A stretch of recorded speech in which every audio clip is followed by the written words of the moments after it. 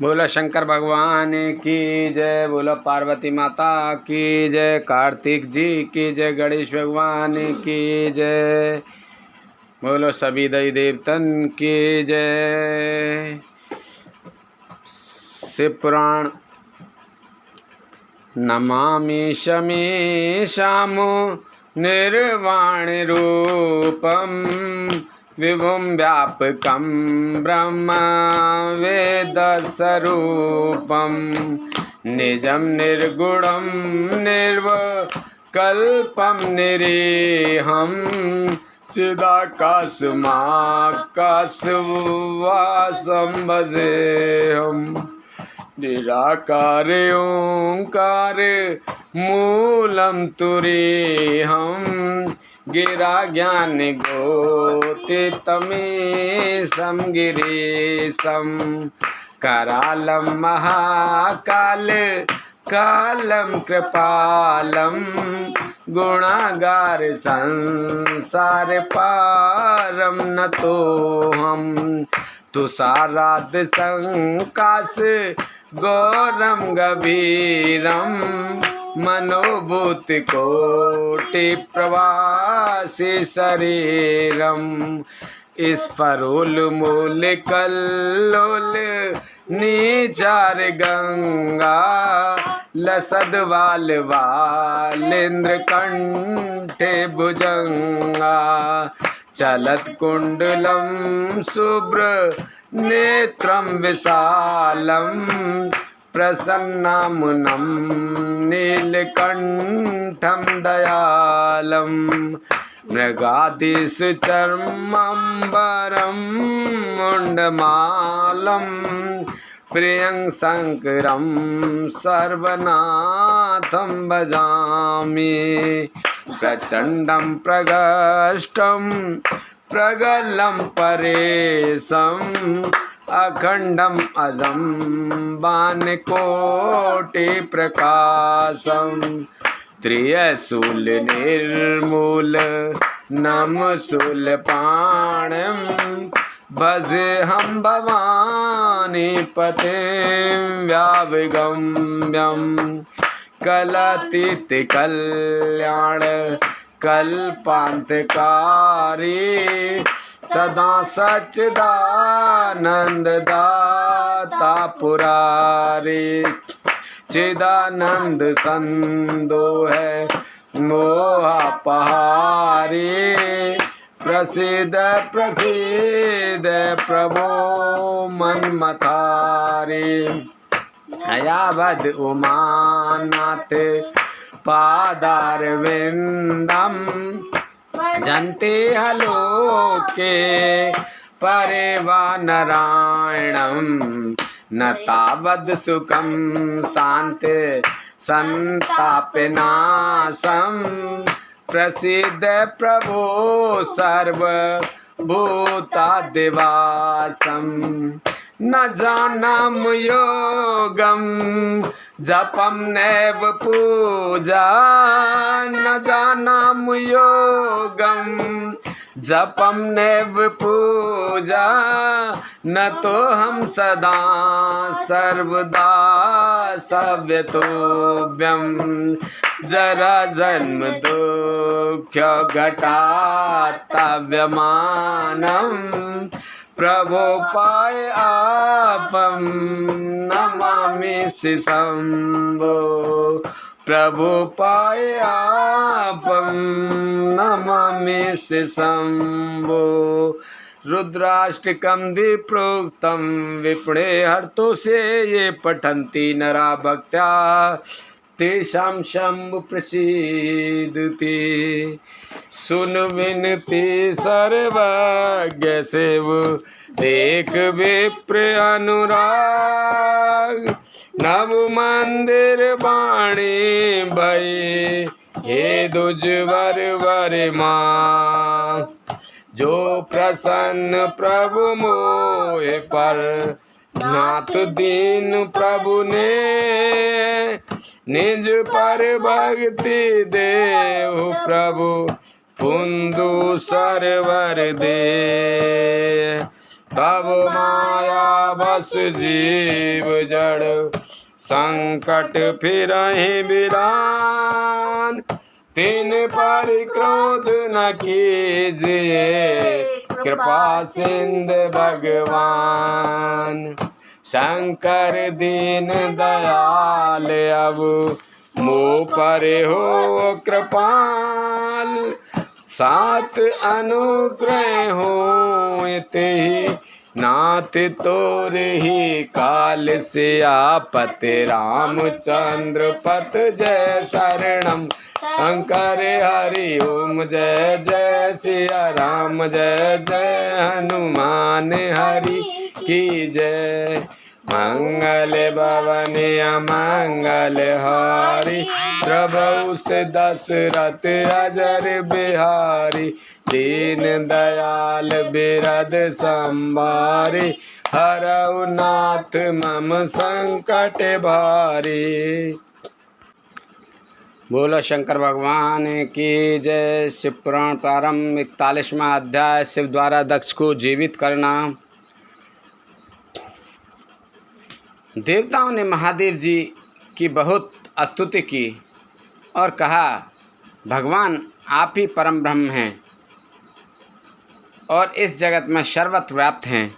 आप मृत्युंजय हैं। चंद्रमा, सूर्य और अग्नि आपकी 3 आँखें हैं। आपके तेज से ही पूरा जग प्रकाशित है। ब्रह्मा, विष्णु, इंद्र और चंद्र आदि देवता आपसे ही उत्पन्न हुए हैं। आप ही इस संसार का पोषण करते हैं। भगवान आप करुणा में हैं। आप ही दुष्टों का संहार करते हैं। प्रभु आपकी आज्ञा अनुसार अग्नि जलती है और सूर्य अपनी तपन से झुलसता है। मृत्यु आपके भय से कांपती है। हे करुणा निधान, जिस प्रकार आज तक आपने हमारी हर विपत्ति से रक्षा की है, उसी प्रकार हमेशा अपनी कृपा दृष्टि बनाएं। भगवान हम अपनी सभी गलतियों के लिए आपसे क्षमा मांगते हैं। आप प्रसन्न होकर यज्ञ को पूर्ण कीजिए तथा यजमान दक्ष का उद्धार कीजिए। वीरभद्र और महाकाली के प्रहारों से घायल हुए सभी देवताओं व ऋषियों को आरोग्य प्रदान करें। उन सभी को पीड़ा को कम कर दें। हे शिवजी, आप प्रजापति दक्ष के अपूर्ण यज्ञ को पूर्ण कर दें और दक्ष को पुनर्जीवित कर दें। भृग ऋषि को उनकी आँखें, पूषा को दांत प्रदान करें। साथ ही जिन देवताओं के अंग नष्ट हो गए हैं उन्हें ठीक कर दें। आप सभी को आरोग्य प्रदान करें। हम आपको यज्ञ में पूरा पूरा भाग देंगे। ऐसा कहकर हम सभी देवता त्रिलोकीनाथ महादेव के चरणों में लेट गए। हमारी स्तुति और अनुनय विनय से भक्त वत्सल भगवान से प्रसन्न हो गए। शिव जी बोले, हे ब्रह्मा, श्री हरि विष्णु, आपकी बातों को मैं हमेशा मानता हूँ, इसलिए आपकी प्रार्थना को मैं नहीं टाल सकता। परंतु मैं यह बताना चाहता हूँ कि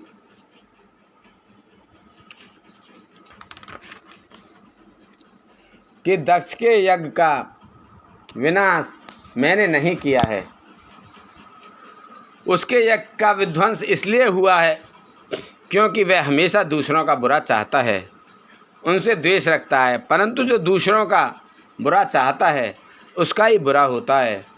अतः हमें कोई भी ऐसा कार्य नहीं करना चाहिए जिससे किसी को कष्ट हो। तुम्हारी प्रार्थना से मैंने तुम्हें क्षमा कर दिया है और तुम्हारी विनती मानकर मैं दक्ष को जीवित कर रहा हूँ। परंतु दक्ष का मस्तक अग्नि में जल गया है, इसलिए उनके सिर के स्थान पर बकरे का सिर जोड़ना पड़ेगा। भग सूर्य के नेत्र से यज्ञ भाग को देख पाएंगे तथा पूषा के टूटे हुए दांत सही हो जाएंगे। मेरे गणों द्वारा मारे गए देवताओं के टूटे हुए अंग भी ठीक हो जाएंगे। भृग की दाढ़ी बकरे जैसी हो जाएगी। सभी अधवर्यु प्रसन्न होंगे। यह कहकर वेदी के अनुसरण करता परम दयालु भगवान शंकर चुप हो गए। तत्पश्चात मैंने और विष्णु जी सहित सभी देवताओं ने भगवान शिव का धन्यवाद किया। फिर देव ऋषियों सहित शिव जी को उस यज्ञ में आने के लिए आमंत्रित कर हम लोग यज्ञ के स्थान पर गए जहाँ दक्ष ने अपना यज्ञ आरंभ किया था। उस कनखल नामक यज्ञ क्षेत्र में शिवजी भी पधारे।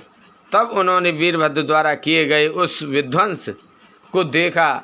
स्वाहा स्वधा पूषा तुष्टि धृति समस्त ऋषि पितर अग्नि व यज्ञ गंधर्व और राक्षस वहाँ पड़े हुए थे। कितने ही लोग अपने प्राणों से हाथ धो चुके थे। तब भगवान शिव ने अपने परम पराक्रमी सेनापति वीरभद्र का स्मरण किया। याद करते ही वीरभद्र तुरंत वहाँ प्रकट हो गए और उन्होंने भगवान शिव को नमस्कार किया। तब शिव हंसते हुए बोले कि हे वीरभद्र, तुमने तो थोड़ी सी देर में सारा यज्ञ विध्वंस कर दिया और देवताओं को भी दंड दे दिया। हे वीरभद्र, तुम इस यज्ञ का आयोजन करने वाले दक्ष को जल्दी से मेरे सामने ले आओ। भगवान शिव की आज्ञा पाकर वीरभद्र गए और दक्ष का शरीर वहाँ लाकर रख दिया, परंतु उसमें सिर नहीं था। दक्ष के शरीर को देखकर शिवजी ने वीरभद्र से पूछा कि दक्ष का सिर कहाँ है। तब वीरभद्र ने बताया कि दक्ष का सिर काटकर उसने यज्ञ की अग्नि में ही डाल दिया था। तब शिवजी के आदेश अनुसार बकरे का सिर दक्ष के धड़ में जोड़ दिया गया। जैसे ही शिवजी की कृपा दृष्टि दक्ष के शरीर पर पड़ी, वह जीवित हो गया। दक्ष के शरीर में प्राण आ गए और वह इस प्रकार उठ बैठा जैसे गहरी नींद से उठा हो। उठते ही उसने अपने सामने महादेव जी को देखा। उसने उठकर उन्हें प्रणाम किया और उनकी स्तुति करने लगा। उसके दक्ष के हृदय में प्रेम उमड़ आया और उसके प्रसन्नचित्त होते ही उसका कलुषित हृदय निर्मल हो गया। तब दक्ष को अपनी पुत्री का भी स्मरण हो गया और इस कारण दक्ष बहुत लज्जित महसूस करने लगा। तत्पश्चात अपने को संभालते हुए दक्ष ने करुणा निधान भगवान शिव से कहा, हे कल्याण में महादेव जी, आप ही इस जगत के आदि और अंत हैं। आपने ही इस सृष्टि की रचना का विचार किया है। आपके द्वारा ही हर जीव की उत्पत्ति हुई है। मैंने आपके लिए अपशब्द कहे और आपको यज्ञ में भाग भी नहीं दिया। मेरे बुरे वचनों से आपको बहुत चोट पहुंची है, फिर भी आप मुझ पर कृपा कर यहाँ मेरा उद्धार करने आ गए। भगवान, आप ऐश्वर्य से संपन्न हैं, आप ही परमपिता परमेश्वर हैं। प्रभु, आप मुझ पर एवं यहाँ उपस्थित सभी जनों पर प्रसन्न होइए और हमारी पूजा अर्चना को स्वीकार कीजिए। ब्रह्मा जी बोले, नारद, इस प्रकार भगवान शिव की स्तुति करने के बाद दक्ष चुप हो गए। तब श्री हरि विष्णु जी ने भगवान शिव की बहुत स्तुति की। तत्पश्चात मैंने भी महादेव जी की बहुत स्तुति की। भगवान आपने मेरे पुत्र दक्ष पर अपनी कृपा दृष्टि की और उसका उद्धार किया। देवेश्वर, अब आप प्रसन्न होकर सभी शापों से हमें मुक्ति प्रदान करें। महामुनि, इस प्रकार महादेव जी की स्तुति करके मैं दोनों हाथ जोड़कर और सिर झुकाकर खड़ा हो गया। हम सभी देवतागणों की स्तुति सुनकर भगवान से प्रसन्न हो गए और उनका मुख खिल उठा। तब वहाँ उपस्थित इंद्र सहित अनेक सिद्धों, ऋषियों और प्रजापतियों ने भी भक्तवत्सल करुणा निधान भगवान शिव की अनेकों बार स्तुति की। यज्ञशाला में उपस्थित अनेक उपदेवों, नागों तथा ब्राह्मणों ने भगवान शिव को प्रणाम किया और उनका प्रसन्न मन से स्तवन किया। इस प्रकार सभी देवों के मुख से अपना स्तवन सुनकर भगवान शिव को बहुत संतोष प्राप्त हुआ।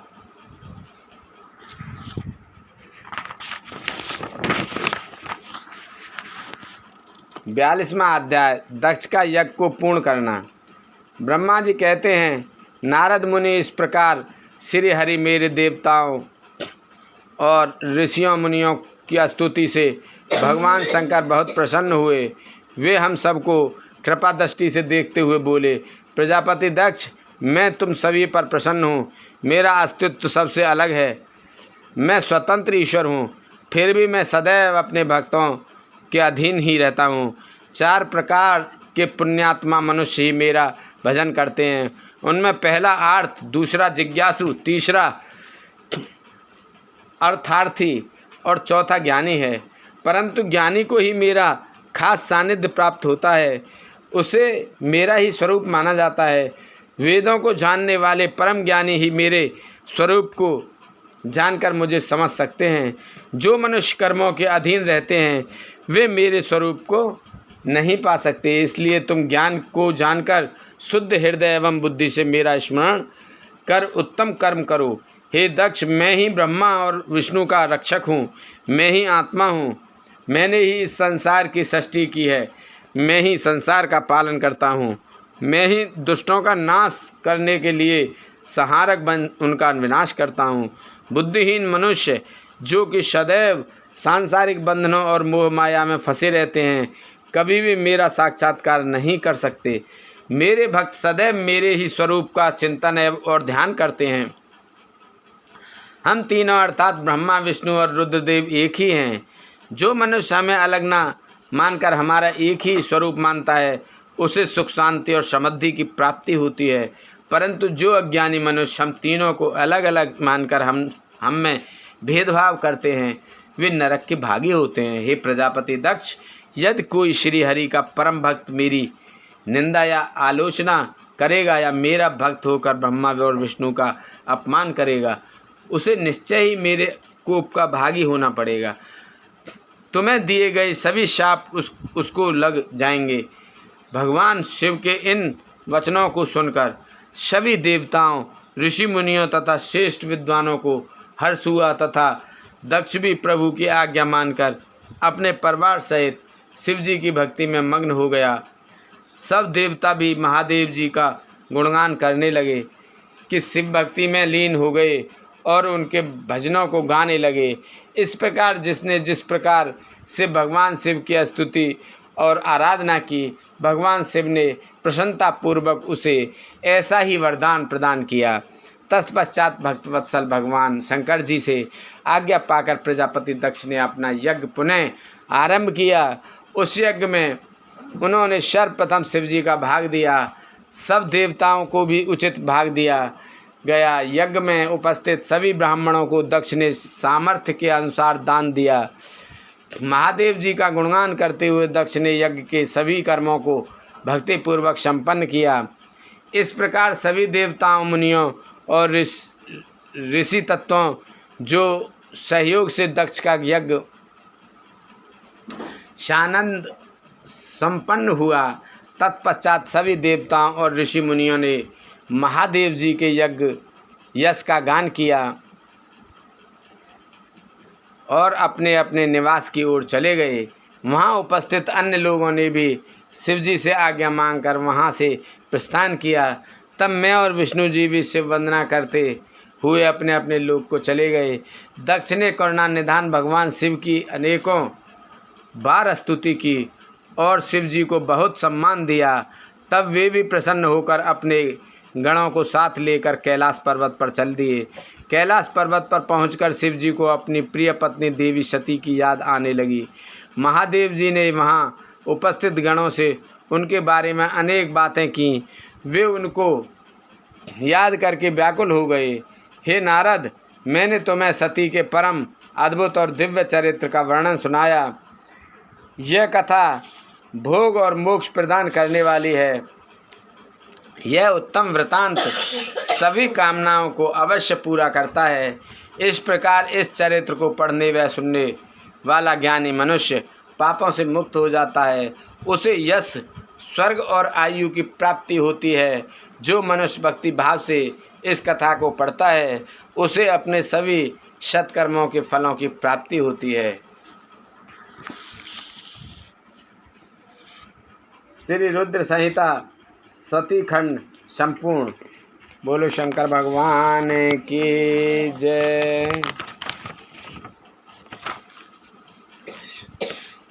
श्री रुद्र संहिता तृतीय खंड पहला अध्याय हिमालय विवाह।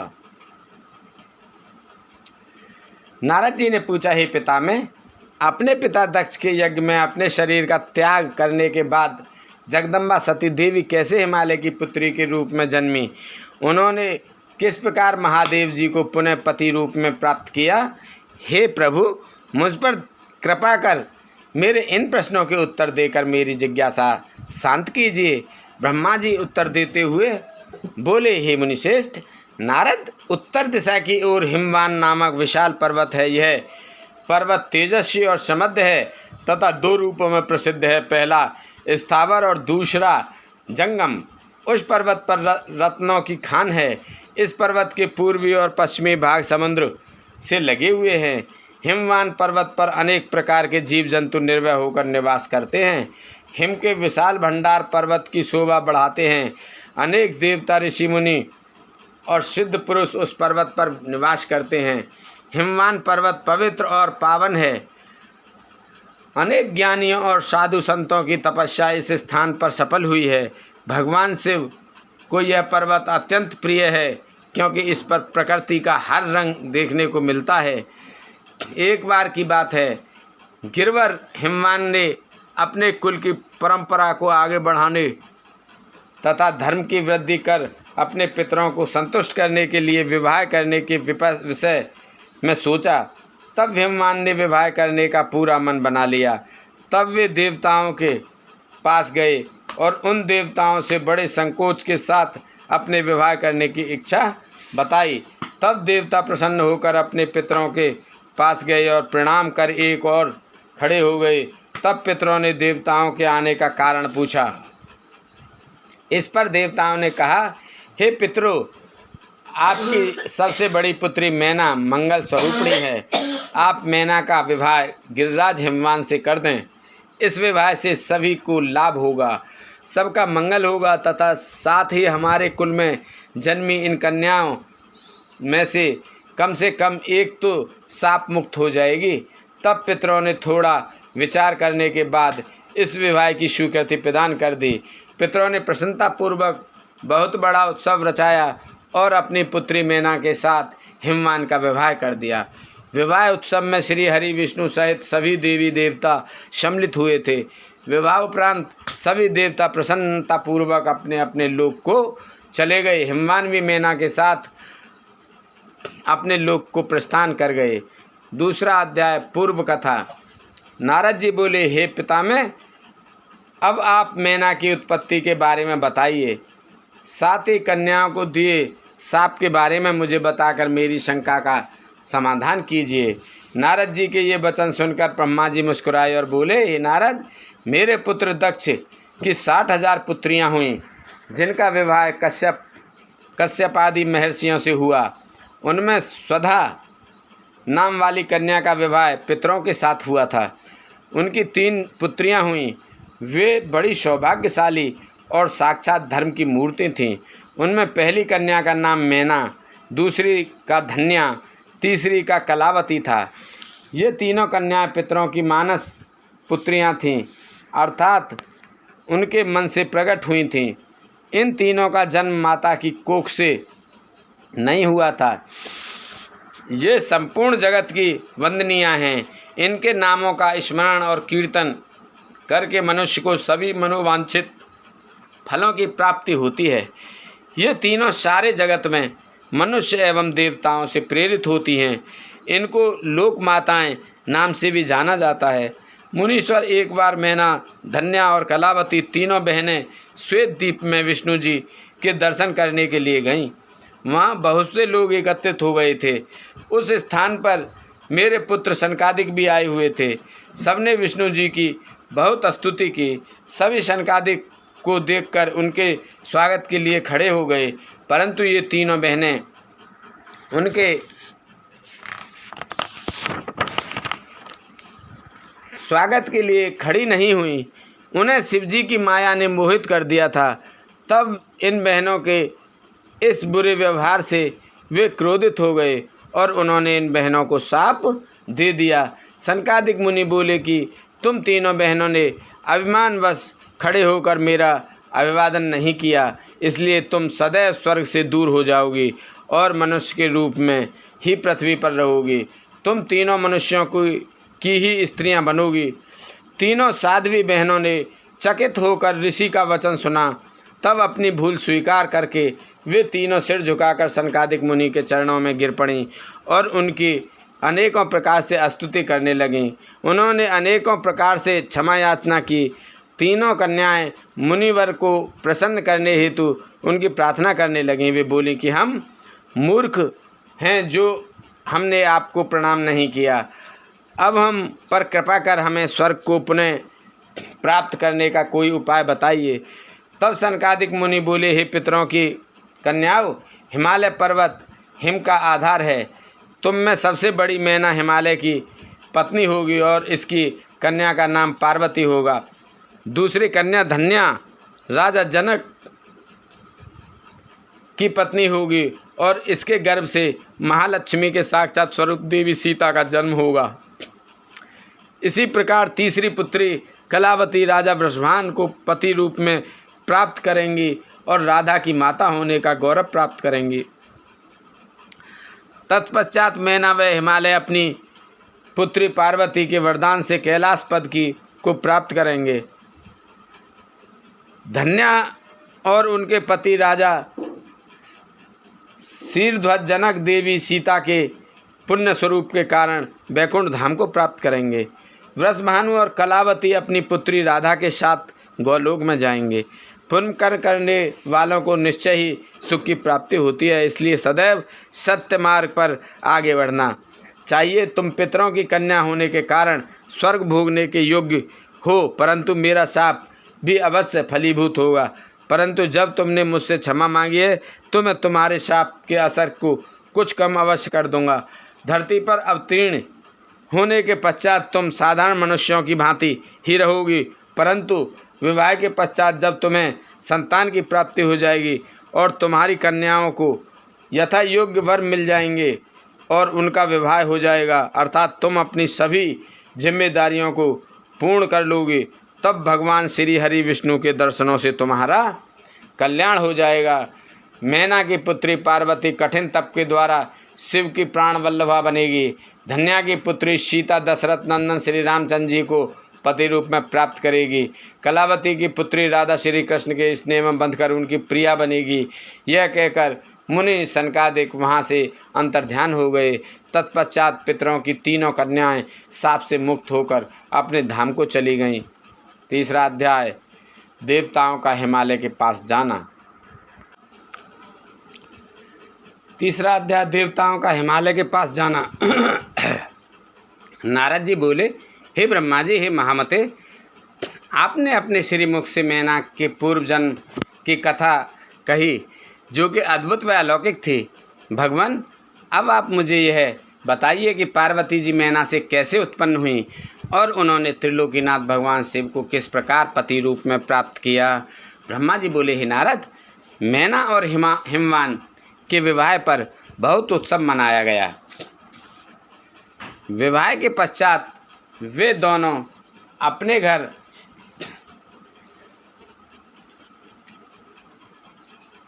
पहुँचे। तब हिमालय और मैना सुखपूर्वक अपने घर में निवास करने लगे। तब श्री हरि अन्य देवताओं को अपने साथ लेकर हिमालय के पास गए। सब देवताओं को अपने राज दरबार में आया देखकर हिमालय बहुत प्रसन्न हुए। उन्होंने सभी देवताओं को प्रणाम कर उनकी स्तुति की। वे भक्तिभाव से उनका आदर सत्कार करने लगे। वे देवताओं की सेवा करके अपने को धन्य मान रहे थे।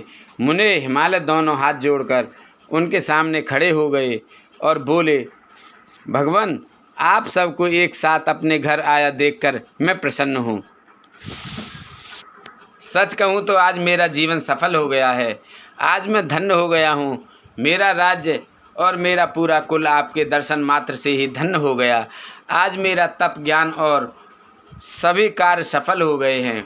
भगवान, आप मुझे अपना सेवक समझें और मुझे आज्ञा दें कि मैं आपकी क्या सेवा करूं। मुझे बताइए कि मेरे योग्य क्या सेवा है। गिरिराज हिमालय के ये वचन सुनकर देवतागण प्रसन्नतापूर्वक बोले, हे हिमालय, हे गिरिराज, देवी जगदम्बा उमा ही प्रजापति दक्ष के यहाँ उनकी कन्या सती के रूप में प्रकट हुई। घोर तपस्या करने के बाद उन्होंने शिव जी को पति रूप में प्राप्त किया। परंतु अपने पिता दक्ष के यज्ञ में वे अपने पति का अपमान सह न सकीं और उन्होंने योगाग्नि में अपना शरीर भस्म कर दिया। यह सारी कथा तो आप भी जानते ही हैं। अब देवी जगदम्बा पुनः धरती पर अवतरित होकर शिव जी की अर्धांगिनी बनना चाहती हैं। हे हिमालय, हम सभी यह चाहते हैं कि देवी सती पुनः आपके घर में अवतरित हों। श्री विष्णु जी की यह बात सुनकर हिमालय बहुत प्रसन्न हुए और आदरपूर्वक बोले, भगवान, यह मेरे लिए बड़े सौभाग्य की बात है कि देवी मेरे घर आंगन को पवित्र करने के लिए मेरी पुत्री के रूप में प्रकट होंगी। तब हिमालय अपनी पत्नी के साथ और देवताओं को लेकर देवी जगदम्बा की शरण में गए। उन्होंने देवी का स्मरण किया और श्रद्धापूर्वक उनकी स्तुति करने लगे। देवता बोले, हे जगदम्बे, हे उमे, हे शिवलोक में निवास करने वाली देवी, हे दुर्गे, हे महेश्वरी, हम सब आपको भक्तिपूर्वक नमस्कार करते हैं। आप परम कल्याणकारी हैं। आप पावन और शांति स्वरूप आदि शक्ति हैं। आप ही परम ज्ञानमयी शिवप्रिया जगदम्बा हैं। आप इस संसार में हर जगह व्याप्त हैं। सूर्य की तेजस्वी किरण आप ही हैं। आप ही अपने तेज से इस संसार को प्रकाशित करती हैं। आप ही जगत का पालन करती हैं। आप ही गायत्री, सावित्री और सरस्वती हैं। आप धर्म स्वरूपा और वेदों की ज्ञाता हैं। आप ही प्यास और आप ही तृप्ति हैं। आपकी पुण्य भक्ति भक्तों को निर्मल आनंद प्रदान करती है। आप ही पुण्यात्माओं के घर में लक्ष्मी के रूप में और पापियों के घर में दरिद्रता और निर्धनता बनकर निवास करती हैं। आपके दर्शनों से शांति प्राप्त होती है। आप ही प्राणियों का पोषण करती हैं तथा पंचभूतों के सार तत्व से तत्व स्वरूपा हैं। आप ही नीति हैं और सामवेद की गीति हैं। आप ही ऋग्वेद और अर्थवेद की गति हैं। आप ही मनुष्यों के नाक, कान, आँख, मुँह और हृदय में विराजमान होकर उनके घर में सुखों का विस्तार करती हैं। हे देवी जगदम्बा, इस संपूर्ण जगत के कल्याण एवं पालन के लिए हमारी पूजा स्वीकार करके आप हम पर प्रसन्न हों। इस प्रकार जगजननी सती साध्वी देवी जगदम्बा उमा की अनेकों बार स्तुति करके सभी देवता उनके साक्षात दर्शनों के लिए दोनों हाथ जोड़कर खड़े हो गए। बोलो शंकर भगवान की जय। बोलो पार्वती माता की जय। ओम जय ओम जय शिव ओंकारा, भज शिव ओंकारा, ब्रह्मा विष्णु सदा से, ब्रह्मा विष्णु सदा से, अर्धांगिनी धारा, ओम जय शिव ओंकारा, एकानन चतुरानन पंचानन राज, स्वामी पंचानन राज, हंसानन गरुड़ासन, हंसानन गरुड़ासन, दसवाहन साज, ओम जय शिव ओंकारा,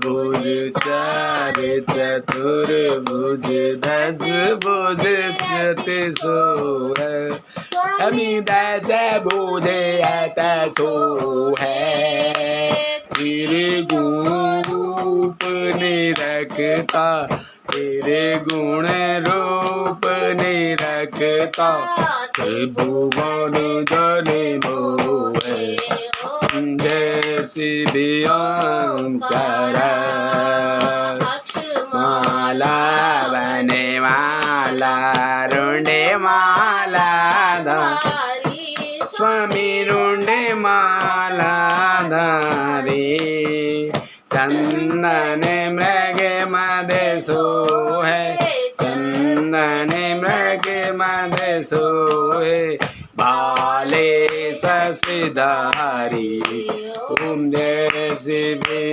ओंकारा, श्वेतांबर पीताम्बरे बागंबरे अंगे स्वामी बागंबरे अंगे हंसादिक गरुणादिक सनकादिक गरुणादिक भूतादिक संगे ओम जय शिव ओंकार हरे मदक मंडल चक्र त्रिशूल धरता स्वामी चक्र त्रिशूल धरता करता जग हरता जग करता जग हरता जग पालन करता ओम जय शिव ओंकारा ब्रह्मा विष्णु सदा शिव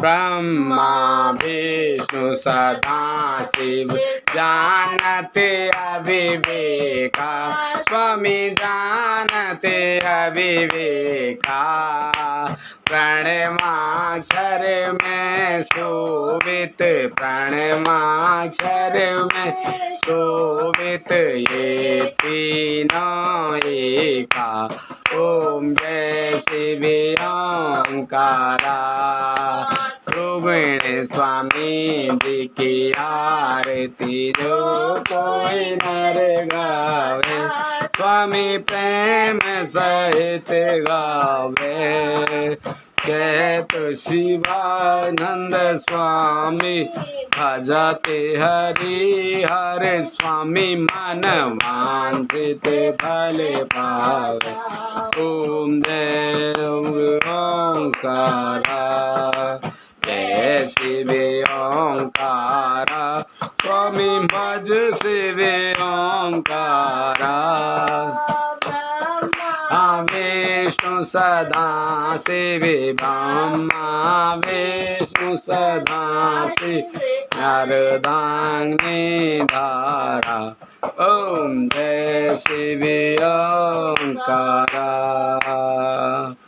जय शंकर शंकर जय शंकर कैलाशपति जय गंगा जय गौरा गौरा जय गौरा जय पार्वती जय शंकर शंकर जय शंकर कैलाशपति जय कृपाणु शंकर जय शंकर कैलाशपति जय गौरा गौरा जय गौरा जय पार्वती जय गौरा गौरा जय गौरा माँ पार्वती जय शंकर शंकर जय शंकर कैलाशपति जय शंकरा जय गौरा जय गौरा माँ पार्वती जय शंकर शंकर जय शंकर कैलाशपति जय शंकर गौरा जय गौरा पार्वती जय शंकर जय कृपाण शंकर जय शंकर कैलाशपति जय गौरा गौरा जय गौरा माँ पार्वती जय गौरा जय गौरा माँ पार्वती जय शंकर शंकर जय शंकर कैलाशपति जय गौरा जय गौरा माँ पार्वती जय शंकर शंकर जय शंकर कैलाशपति जय गौरा गौरा जय गौरा माँ पार्वती बोल शंकर भगवान की जय बोल पार्वती माता की जय बोल कार्तिक जी की जय बोल गणेश भगवान की जय बोल तुलसा मैया गंगे मैया गैया मैया संतोषी माता पृथ्वी माता कालका मैया की जय बोल हर हर महादेव शंभू।